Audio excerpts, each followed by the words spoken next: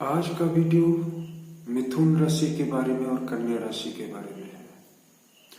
अब हम एक एक प्लेनेट के हिसाब से उनकी दो या एक राशियों के स्वामित्व के हिसाब से आपके व्यक्तित्व और आपके भाग्य की विवेचना करेंगे। इसलिए अगर आपके लग्न में बुध बैठा हुआ है, बुध अगर आपका कारक ग्रह है, अगर आपका जन्म 5 तारीख को या 14 तारीख को या फिर 23 तारीख को हुआ है, या फिर आपका मिथुन लग्न है या मिथुन राशि है, या आपका कन्या लग्न है या कन्या राशि है, तो ये वीडियो आपके लिए ही है। मिथुन और कन्या का स्वामित्व बुध के पास है, इसीलिए बुध अगर आपका सही है, उच्च का है, मजबूत स्थिति में है, तो आप जीवन में बहुत आगे तक जाएंगे। और ऐसा होगा आपके 3 एबिलिटीज के आधार पे। पहली एबिलिटीज आपका स्पीच एंड कम्युनिकेशन पर अधिकार, चाहे वो लिखना हो, टाइप करना हो, कोई लेटर कंपोज करना हो, ऑफिस में अपने बॉस को असिस्ट करना हो, इसी तरह की सारी चीजें जिसमें कि आपके भाषा पर अधिकार से आपका कार्य निर्धारित होता हो। बुध के साथ दूसरा जो सबसे बड़ा मजबूत पहलू है वो गणितज्ञ बनाता है। गणितज्ञ accountancy, commerce, finance, mathematics, algebra, trigonometry, calculus और इस तरह की सारी चीजें, सारा का सारा मैथ, सारा का सारा लॉजिक, सारी की सारी फिलोसफी, सारा का सारा दर्शन शास्त्र, ये सब बुध के अधिकार क्षेत्र में आते हैं। इन क्षेत्रों से जुड़े हुए कार्यों में आप प्रोफेशन में अपने टॉप पर पहुंचेंगे। ये सब तब होगा जब आप की कुंडली में बुध डोमिनेंट है, यानी कि कारक है, या फिर लग्न में ही बुध है, या आपके मिथुन या कन्या राशि है। ये सब तब नहीं होगा जब ये सब कुछ होते हुए भी सिर्फ बुध कमजोर स्थिति में है। जैसे बुध नीच का है, 6 में है, 8 में है, 12 में है, अस्त है, नीच का है, ये सारी बातें तब उतने परिमाण में नहीं होंगी। तब आपको जो नौकरी मिलेगी वो बहुत कुछ स्ट्रगल टाइप का, उसमें आपको फिनोमिना होगा, रुक रुक करके काम बनेंगे, मान सम्मान नहीं मिलेगा, शांति नहीं मिलेगी, अशांत रहेंगे। इसी वीडियो के अंत में हम कमजोर बुध को मजबूत बनाने का एक छोटा सा उपाय बताएंगे, जिसको करने में आपको 5 मिनट भी नहीं लगेंगे। बस 5 मिनट रोज समय दे देना है, जो भी करना है लेकिन मन से करना है।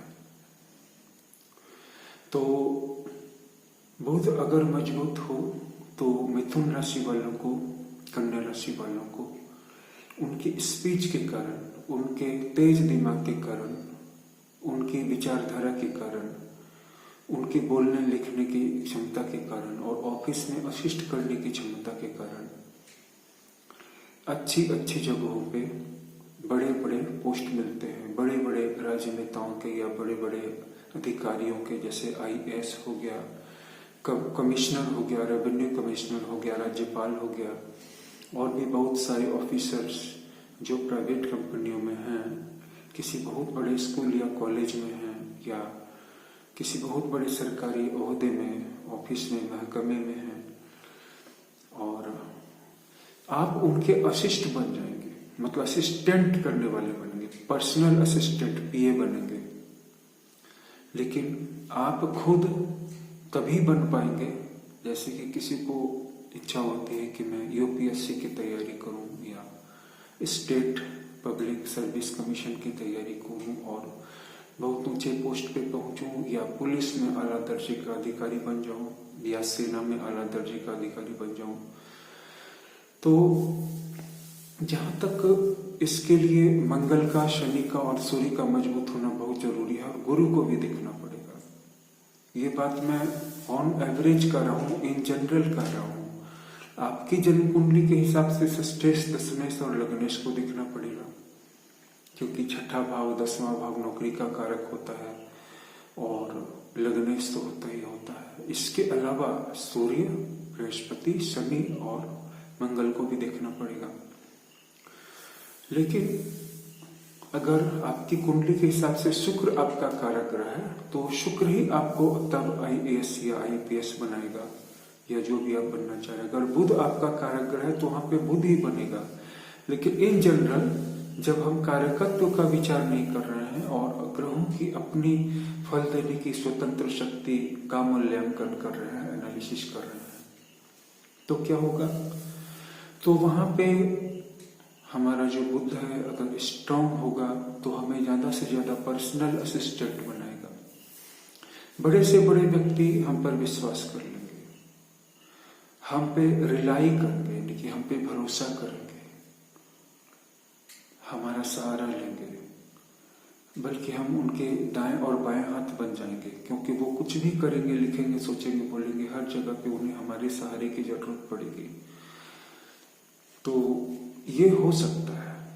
सीधा IAS IPS या बहुत बड़ा ऑफिसर बनने के लिए आपको दूसरे फैक्टर्स पे विचार करना होगा। अब आते हैं इस वीडियो में उस बिंदु पे कि अगर आपका बुध कमजोर हो तो आप क्या करेंगे। बुध के स्वामी गणेश जी हैं और गणेश जी के 2 स्तोत्र हैं। पहला स्तोत्र है संकट नाशन गणेश स्तोत्रम और दूसरा स्तोत्र है श्री गणपत्यथर्व शीर्षम। पहले स्तोत्र का आकार छोटा है, 2 मिनट लगते हैं पढ़ने में। अगर आप चाहें कि मैं इसे 11 बार पढ़ लूं तो ज्यादा से ज्यादा 20-22 मिनट में आप पढ़ सकते हैं। श्री गणपत्यथर्व शीर्षम एक बार पढ़ने में कम से कम 5-6 मिनट का समय लेता ही लेता है। श्री गणपत्यथर्व शीर्षम की जो संस्कृत है वो ज्यादा क्लिष्ट है, ज्यादा गूढ़ है। इन दोनों में से किसी भी स्तोत्र का आपको पाठ करना है तो गणेश जी की कृपा मिलेगी और आपकी जो भी राशि है, मिथुन या कन्या या लग्न में बुध है या बुध कारक ग्रहों में से एक है, तो आपको तुरंत फायदा मिलेगा। नौकरी खोज रहे हैं, नौकरी में फायदा मिलेगा। अगर नौकरी है लेकिन दिक्कतें आ रही हैं किसी तरह की तो नौकरी में स्थिरता आएगी। अगर नौकरी में है, नौकरी में स्थिर भी है, बेचैनी नहीं है, लेकिन प्रमोशन भी नहीं मिल रहा है तो प्रमोशन भी मिलेगा।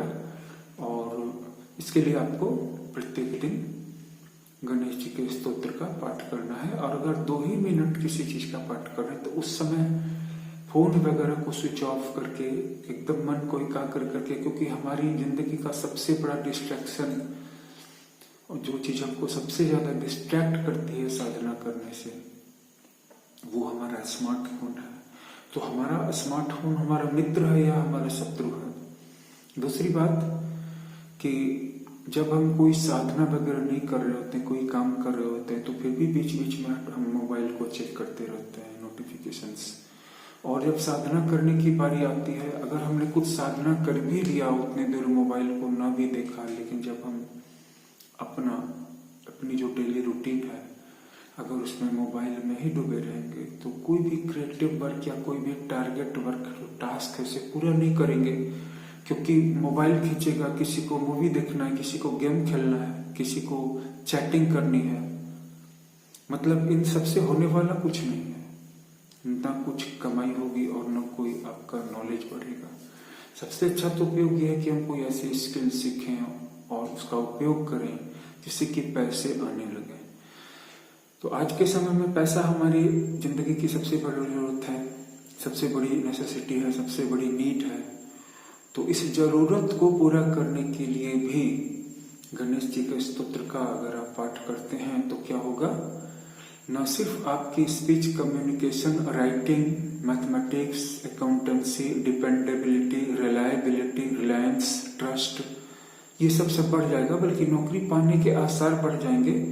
और अगर नौकरी पहले से कर रहे हैं तो प्रमोशन के आसार बढ़ जाएंगे। और गणेश जी सिर्फ विद्या बुद्धि ही नहीं देंगे, वाणी स्पीच ही नहीं देंगे, बल्कि लाइफ पे कंट्रोल देंगे।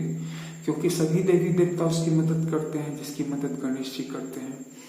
और गणेश जी ट्रेन के इंजन की तरह है, जिधर गणेश जी निकल जाते हैं उधर ही सारे देवता उसी डायरेक्शन में निकल जाते हैं। तो अगर गणेश जी ठीक हो गए, कृपालु हो गए, दयालु हो गए, तो सब ठीक हो ही जाना है। लेकिन 2 मिनट भी अगर पूजा कर रहे हैं या 5 मिनट भी कर रहे हैं, तो उस दौरान और कोई चीज न किसी से बात करें, न आंखें खोल करके इधर उधर देखें, और न ही स्मार्टफोन से सबसे दूरी कुछ देर के लिए बना के रखें। और वैसे भी स्मार्टफोन ज्यादा यूज करने वालों की एनर्जी डिप्लीट हो जाती है।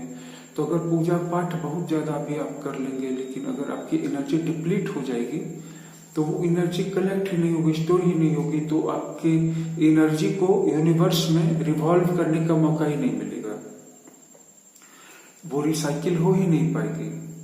इसीलिए कहीं ना कहीं उस पे भी ध्यान दिए जाने की जरूरत है कि चाहे आप चामुंडा की साधना करें, चाहे गायत्री की साधना करें, चाहे लक्ष्मी की करें, कहीं ना कहीं आपको अपने जीवन में भी जो चीज आपकी शक्ति, ऊर्जा को, आंखों की रोशनी को, आपके टाइम को, आपके ध्यान को ले रही है। आजकल एक बहुत बड़ा डिसऑर्डर हो गया है, वो है कि कोई भी व्यक्ति 10 मिनट किसी एक चीज पे ध्यान नहीं रख पाता है। क्यों?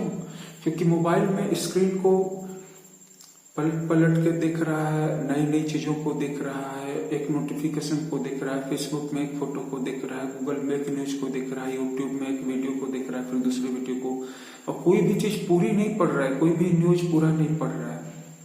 एक बार में 5-5 दोस्तों से बात कर रहा है, 20-20 दोस्तों से बात कर रहा है, और 1 घंटे में 10-20-50 वीडियोज देख लिए, न्यूज देख लिया, गेमिंग का भी एक्सपीरियंस कर लिया, लेकिन कोई भी एक वीडियो पूरा नहीं देखा जिससे कि कम से कम उस क्षेत्र में तो उसकी स्किल बढ़ती।